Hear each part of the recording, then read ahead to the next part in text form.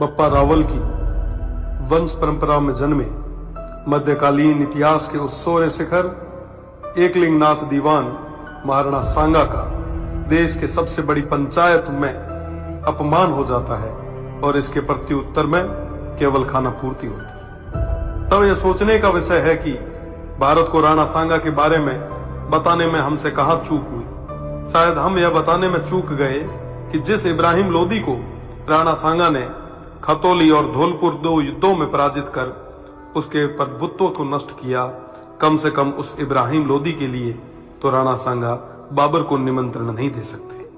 1519 में गागरोन के युद्ध में मालवा के सुल्तान महमूद खिलजी को 3 माह बंदी बनाने वाले, ईडर के युद्ध में गुजरात के मोहम्मद शाह की सेना को पराजित करने वाले, दिल्ली, मालवा और गुजरात की संयुक्त सल्तनतों को हराने वाले तत्कालीन भारत के शक्तिशाली शासक राणा सांगा को कहां जरूरत है किसी विदेशी को आमंत्रित करके सहायता लेने की।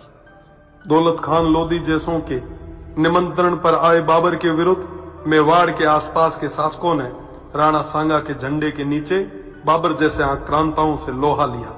जिस राणा सांगा के साथ आमेर से पृथ्वीराज जी कछवाहा, बीकानेर से कल्याणमल जी, जोधपुर से मालदेव जी, मेड़ता से मीराबाई जी के पिताजी रतन सिंह जी व वीरमदेव जी, ईडर से भारमल जी, बूंदी से नरबत जी हाड़ा, सिरोही से अखेराज जी देवड़ा, सादड़ी से झाला अजय जी, चंदेरी से मदीनी राय प्रतिहार जी, हसन खान मेवाती सहित आसपास के सभी सरदारों का सहयोग हो, उन महाराणा सांगा को किसी विदेशी की सहायता की आवश्यकता नहीं।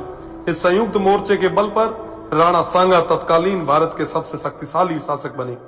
फलस्वरूप स्वयं बाबर ने राणा सांगा को अपना सबसे बड़ा शत्रु बताया।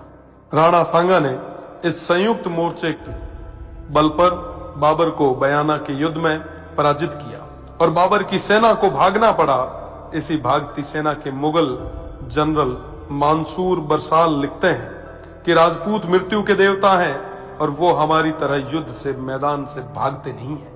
खानवा के युद्ध में बाबर के हरावल दस्ते को बुरी तरह नष्ट किया गया। इस युद्ध में क्षत्रिय तलवारों का पहली बार तोपों से सामना हुआ। उन तोपों को नष्ट करने के लिए वीरों ने अपने सिर तोपों में देके उन्हें नष्ट किया। आज भी यह खानवा गांव महाराणा सांगा के नेतृत्व में इन देशभक्त सूरवीरों के राष्ट्र व धर्म की रक्षा विदेशी आक्रांताओं बाबर और उनकी सेना से युद्ध करते हुए प्राणोत्सर्ग करने का साक्षी है।